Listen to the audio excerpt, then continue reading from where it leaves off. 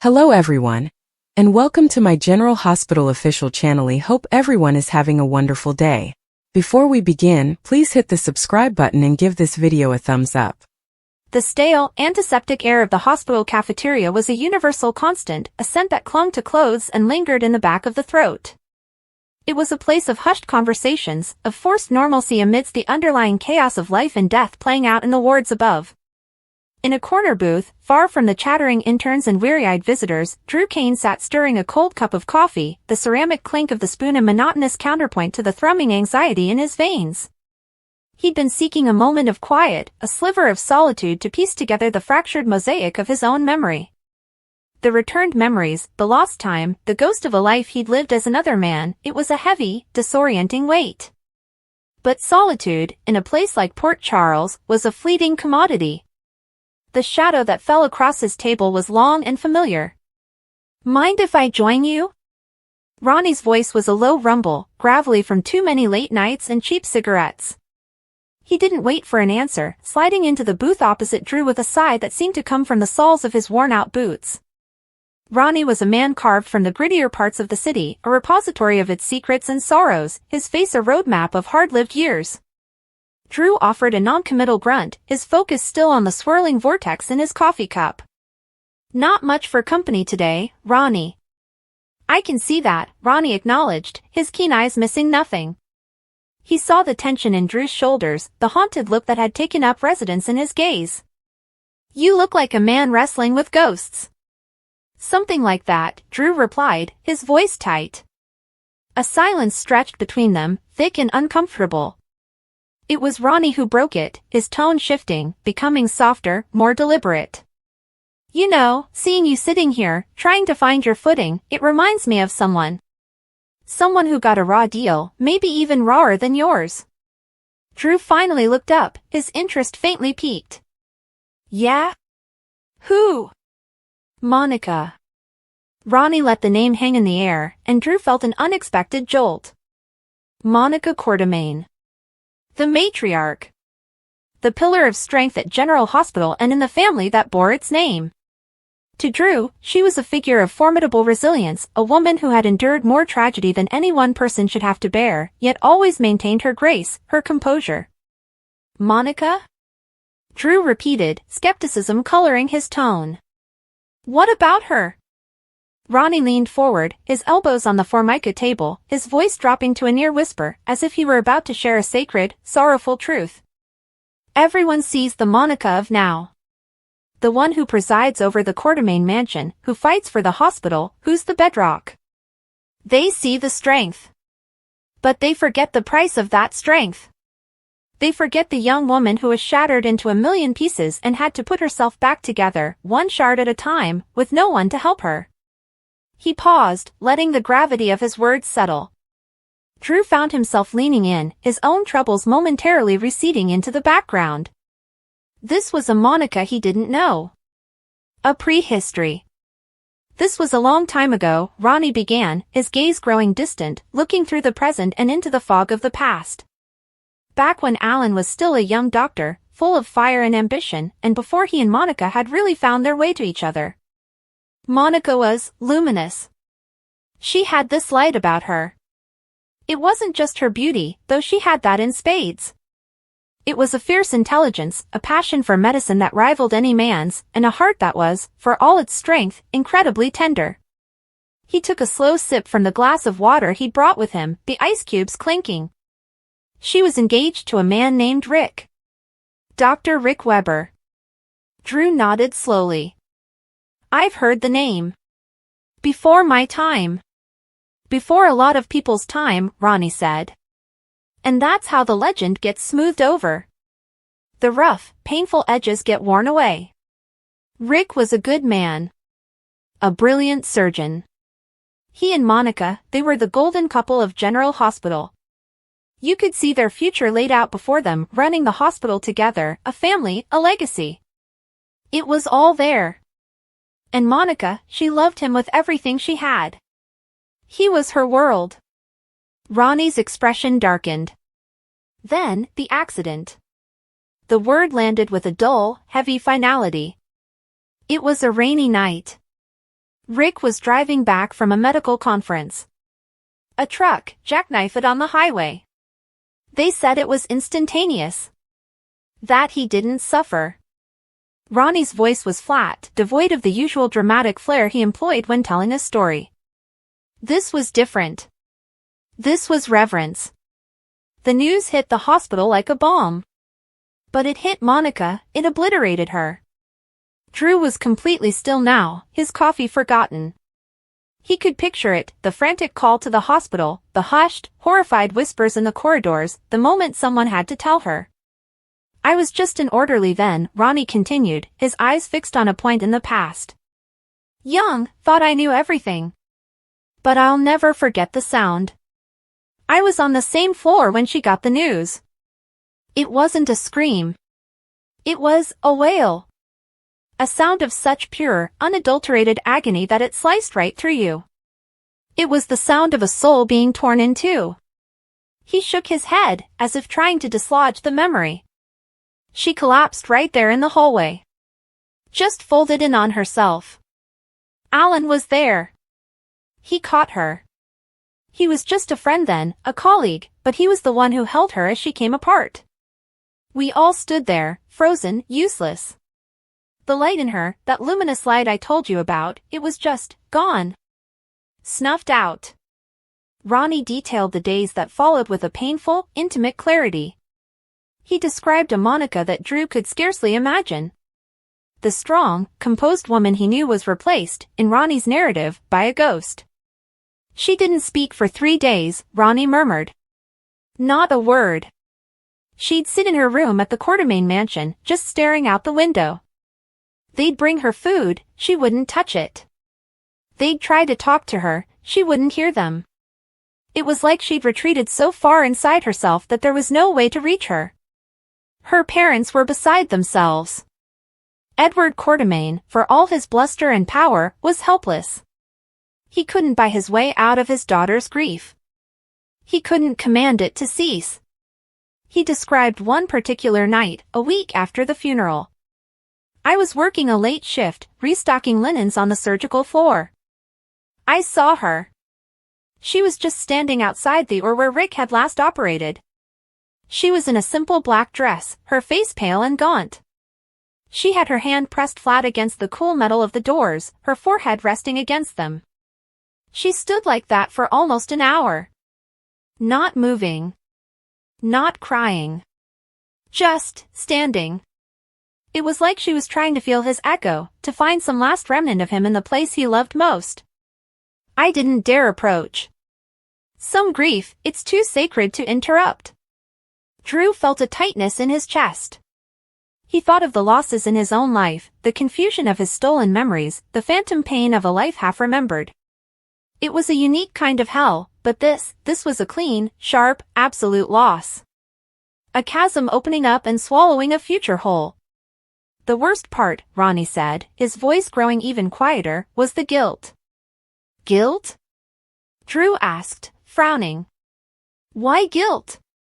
It was an accident. Ah, but grief doesn't play by the rules of logic, Ronnie said, a sad, knowing smile touching his lips. They'd had an argument that morning. A stupid, meaningless thing about the wedding plans, or his schedule, something trivial. The last words she'd said to him weren't "I love you." They were words of frustration. Of anger. And in the wreckage of his loss, that's all she could focus on. She convinced herself that if she had been kinder, if she had sent him off with a kiss and well wishes, fate might have been different. That somehow, her anger had tipped the cosmic scales against him. Drew's breath hitched. He understood that irrational calculus all too well. The what-ifs that plagued the darkest hours of the night. She started punishing herself, Ronnie continued, the words coming slower now, each one weighted. She threw herself into work, but not in a healthy way. It was a form of self-flagellation. She'd take double shifts, triple shifts. She'd volunteer for the most grueling, traumatic cases. It was as if she was trying to exhaust herself into numbness, or maybe she felt she didn't deserve rest, deserved peace. She grew thin. The shadows under her eyes were permanent. People started to talk, to worry she was going to work herself into an early grave to be with him. He leaned back, the vinyl of the booth creaking in protest. And then, about 6 months after Rick's death, something shifted. It wasn't a dramatic healing. It was quieter than that. I saw her in the garden behind the hospital one afternoon. She was sitting on a bench, and for the first time, she wasn't staring into nothingness. She was watching a sparrow hopping along the path, pecking at crumbs. She watched it for a long time. And then, she did the most extraordinary thing. Ronnie paused, his eyes glistening with the memory. She smiled. It was a tiny, fragile thing. A crack in the ice. It didn't reach her eyes, not really. But it was there. And in that moment, I knew. I knew she had made a choice. A conscious, painful, Herculean choice to live. He explained how that small moment was the beginning of a long, arduous climb. Alan was key. He never pushed. He never tried to force her to be happy or to get over it. He was just there. A steady, patient presence. He'd bring her a cup of tea exactly how she liked it. He'd sit with her in silence. He'd talk shop with her, engaging the brilliant doctor's mind that was still in there, buried under the grief.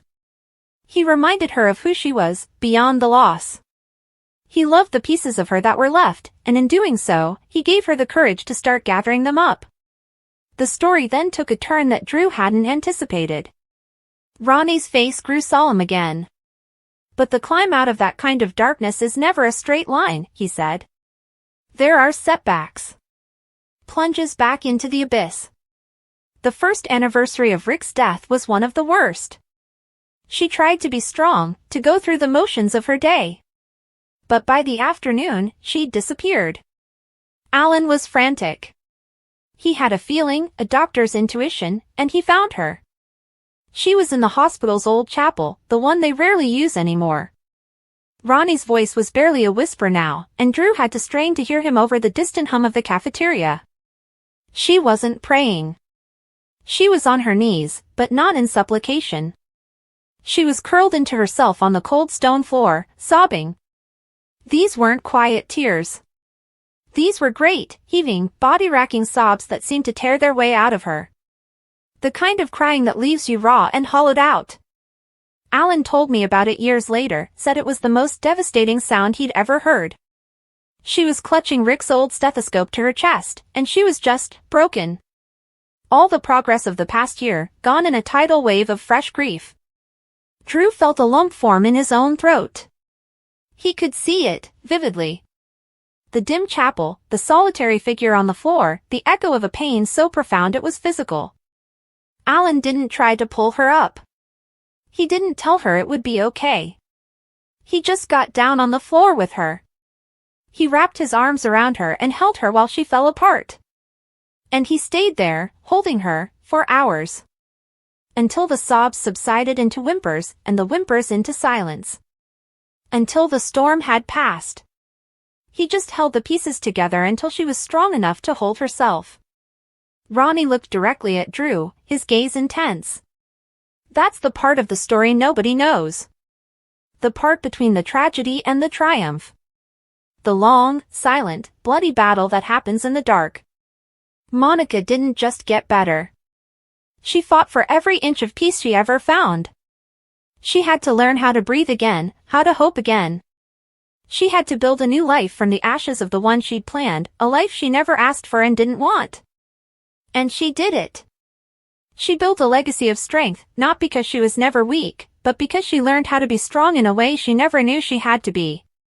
He finished his water, the ice long since melted. The Monica you know, the one who survived Alan's struggles, who buried a son, who fights for her family with the heart of a lioness, that woman was forged in that fire. The loss of Rick Weber didn't make her strong. It was the act of surviving it, of choosing to live and love again despite it, that created the unshakable core of who she is. The silence that fell between them was different now. No longer uncomfortable, but heavy with shared understanding. Drew looked down at his hands, clenched into fists on the table. He slowly uncurled them, staring at his palms as if seeing them for the first time. Ronnie's story had done something to him. It had pulled the focus wide. His own problems, his own fragmented history, his own sense of loss and disorientation, they were real, they were valid, they were his to carry. But hearing about Monica's journey, the sheer scale of her loss and the quiet, brutal heroism of her recovery, put his own struggle into a new, stark perspective. It was a lesson in resilience that was more powerful for its quiet truth. It wasn't about never falling. It was about the getting up. It was about the people who get down on the cold floor with you and hold you until you're ready to get up yourself. He thought of the people in his own life who had been his Alan. He thought of the times he had been broken and the hands that had helped piece him back together. The memories, both the real and the implanted, swirled together, but now, instead of chaos, he sensed a pattern emerging. A pattern of survival.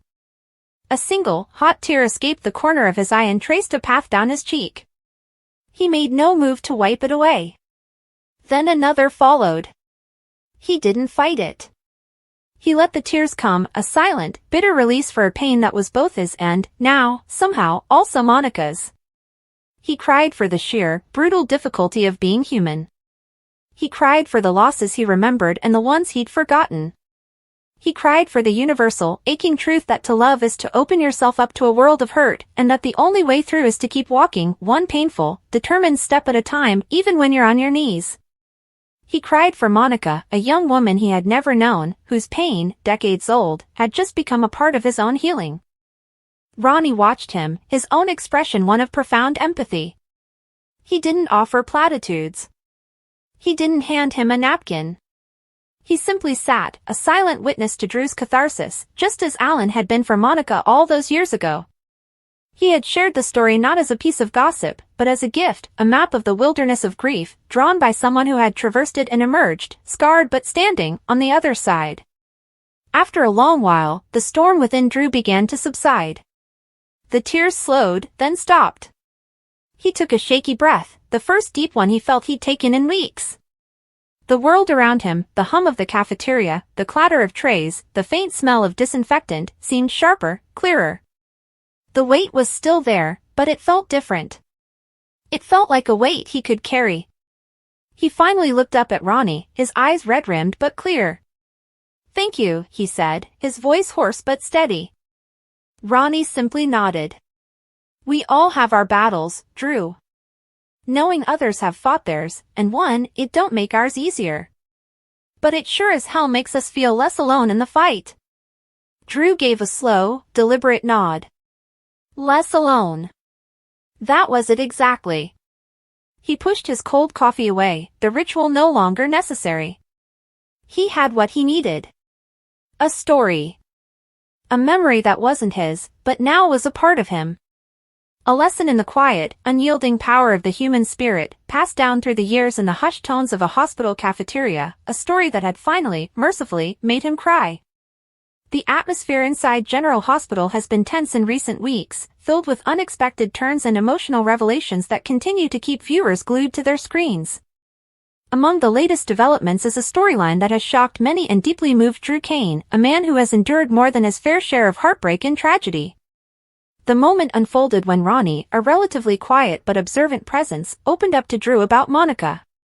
It wasn't just any passing story, it was one steeped in vulnerability, truth, and heartfelt emotion. For Drew, hearing these words struck a chord so raw and personal that he broke down in tears, unable to contain the flood of feelings that had been bottled up for far too long. The ABC soap thrives on drama of the heart, and this scene proved exactly why it remains such a cornerstone of daytime television. The connection between Drew and Monica has always been complicated but meaningful. Monica Quartermaine, with her legacy tied deeply to the heart of Port Charles, has weathered countless storms, losing loved ones, gaining unexpected family, and standing as a matriarch whose strength has anchored the Quartermaine clan for decades. For Drew, Monica represents more than just a figure in the hospital or the Quartermaine mansion. She has been a bridge to the family he was once uncertain about, a symbol of belonging in a world where identity has often been pulled out from beneath his feet. Drew's life has been riddled with questions of who he is, where he came from, and whether his place in Port Charles is truly his own. Monica, despite her own griefs and battles, always tried to give Drew the sense that he mattered, that he was not simply a replacement or shadow of Jason, but someone with his own unique value. So when Ronnie began recounting a story about Monica, Drew expected perhaps an amusing anecdote or some passing memory meant to lighten the mood. Instead, what he heard was a narrative steeped in humanity and pain, one that reminded him just how much Monica had given of herself and how deeply she carried the scars of her losses. Ronnie described moments of Monica's quiet strength, times when she was alone in her thoughts but still found the will to carry on for her family. He spoke of evenings where Monica would sit quietly, clutching photographs of her children, her late husband Alan, and the family members she'd lost, whispering words of love and regret into the silence of the mansion. These weren't the grand, dramatic moments often seen in the Quartermaine household, where arguments and laughter collide in equal measure. These were private, hidden pieces of Monica's heart that most never saw, and Ronnie had somehow been privy to them. For Drew, the story tore open old wounds. He couldn't help but think about the moments he had with Monica, the way she tried to guide him even in the brief times when he resisted or pushed back because of his own inner turmoil. The reminder of her quiet sacrifices, of the love she continued to pour out despite so much loss, was more than he could bear. Tears welled in his eyes as he realized how much Monica had carried, often without complaint, and how much he had perhaps taken for granted in their relationship. Drew is a man who has survived war zones, kidnappings, brainwashing, and the crushing weight of memories that weren't always his own, yet in this moment, it wasn't his personal trauma that broke him, it was the recognition of Monica's suffering and resilience. Ronnie's voice carried a gentleness that only amplified the impact. He didn't recount the story with theatrics or exaggeration. Instead, he spoke with an authenticity that painted Monica not as a distant legend of the Quartermaine family, but as a vulnerable woman who had endured unimaginable heartbreak. He mentioned how Monica, in private, sometimes questioned whether she had done enough for her children, whether she had been the mother they needed, or if her mistakes had left irreparable scars. These words pierced Drew's heart because they echoed his own inner fears. He too wondered if he had done enough, for his family, for those he loved and lost. The reflection of Monica's doubts in his own life made the moment almost unbearable. When the weight of the story hit him fully, Drew's reaction was immediate and raw. He cried, not the kind of restrained, dignified tears one might hide from the world, but bitter, uncontrollable sobs that came from deep inside. This was not just sadness for Monica, it was grief for everything, for the broken pieces of his family, for the father figures and mother figures he'd lost, for the moments stolen from him by circumstances beyond his control. In crying, Drew finally allowed himself to release emotions that had been locked away.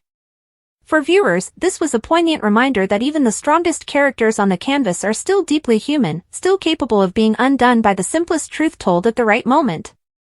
The impact of this scene stretched beyond Drew's breakdown. For Ronnie, it was a chance to step into the spotlight, to be a voice of honesty in a world often filled with secrets and lies. His choice to share Monica's private pain wasn't just about revealing her story, it was about giving Drew the gift of perspective. Sometimes, we only truly see the value of someone when we hear about the struggles they faced behind closed doors. Ronnie knew that Drew needed to hear this, even if it hurt, even if it broke him in the moment.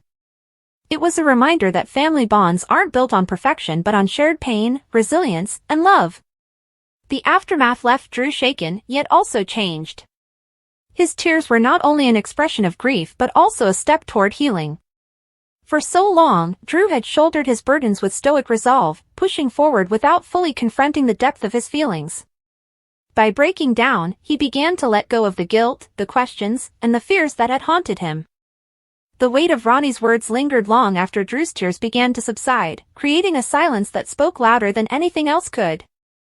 Drew sat with his head bowed, his shoulders shaking, trying to regain control over the emotions that had surged forward like a tidal wave. For someone who had always prided himself on keeping his composure, especially in front of others, this moment of vulnerability felt foreign, almost frightening. Yet there was also relief in it, an undeniable sense that something inside him had shifted, as though a burden he had carried unknowingly was finally being addressed. Ronnie, watching quietly, didn't attempt to stop the tears or rush the conversation. He allowed Drew the space to feel everything, knowing instinctively that this was not a moment to interrupt. Drew eventually lifted his gaze, his eyes red and wet, his voice unsteady as he tried to put his emotions into words. He admitted that hearing about Monica's private struggles had shattered him, not only because of what it said about her resilience, but because it reflected the pain he himself often hid from the world. He confessed that he had always looked at Monica as someone unbreakable, someone who could weather anything, and that belief gave him strength. To realize that she carried insecurities, doubts, and quiet nights of heartbreak made him realize just how human she really was, and how much she had sacrificed to keep her family together despite everything. The realization left him both heartbroken and grateful, as if he had gained a new perspective on her love. Ronnie nodded, his expression steady, but there was a flicker of sadness in his eyes as well. He told Drew that sometimes the strongest people are the ones who cry the most when no one is watching. He revealed that he hadn't meant to intrude on Monica's private world, but in those rare moments when he witnessed her solitude, he felt compelled to carry those memories, not for gossip or leverage, but because they showed him a side of her that deserved recognition. Monica's legacy wasn't just about her work as a doctor, her presence as a quartermain, or her role in countless family feuds and reconciliations. It was also about the quiet, unseen moments when she bore her grief and still chose to love the family around her. Drew listened intently, his mind racing back to specific memories of Monica. He remembered the way she tried to welcome him into the family even when others hesitated, the patience she showed when he struggled to adjust to his identity, and the warmth she offered when he needed guidance. Those gestures had always meant something to him, but in light of Ronnie's story, they took on a whole new weight. Now he could see that Monica's love came from a place of deep loss, that she had poured herself into others precisely because she knew what it meant to lose so much. That realization made Drew feel both guilty and thankful, guilty that he hadn't always acknowledged her sacrifices, but thankful that he had been given the chance to be a part of her life. As the conversation deepened, Drew began to open up about his own fears. He admitted that, like Monica, he often questioned whether he had done enough for those he loved. He talked about Scout, his daughter, and how much he worried about being the father she needed. He confessed that his time away, the choices he had been forced to make, and the constant battles he faced left him wondering if he was giving her the stability and love she deserved. Drew's words cracked under the weight of his emotions, and Ronnie listened patiently, letting him spill his heart without judgment. In that moment, the parallels between Drew and Monica became undeniable, two people scarred by circumstances, doing their best to give love even when haunted by doubts of inadequacy. Ronnie leaned forward slightly, his voice low but filled with conviction. He reminded Drew that Monica's legacy wasn't perfection, it was persistence. She had stumbled, she had doubted, she had lost, and yet she had never stopped showing up for her family. That, he said, was what made her remarkable. It wasn't about never making mistakes, but about choosing to keep loving despite them. Drew sat with that thought for a long moment, letting it settle inside him like a truth he had been searching for. His tears had slowed by then, but his chest still ached with the intensity of what he had felt. The conversation turned into something larger than either of them had expected. What began as Ronnie sharing a memory had transformed into an emotional reckoning for Drew. He realized that this was more than just a story about Monica, it was a lesson about love, grief, and resilience.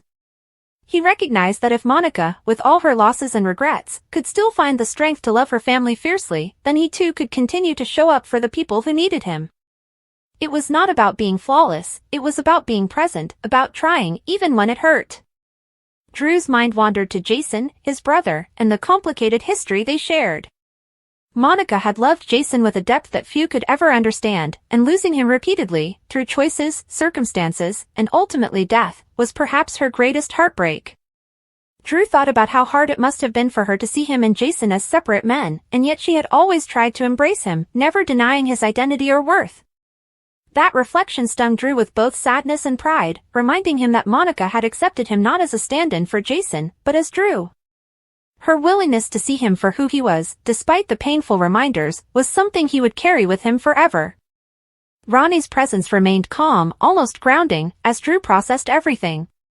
For a man often sidelined in the fast-paced drama of Port Charles, Ronnie's role in this moment was significant.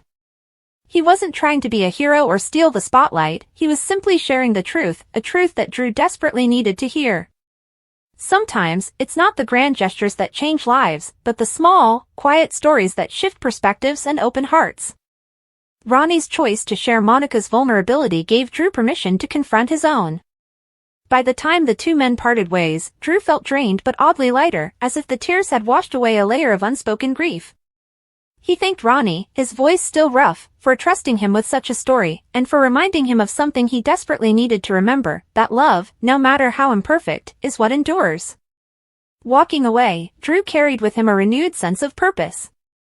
He couldn't change the past, and he couldn't erase the mistakes or losses, but he could honor Monica's strength by embodying it himself.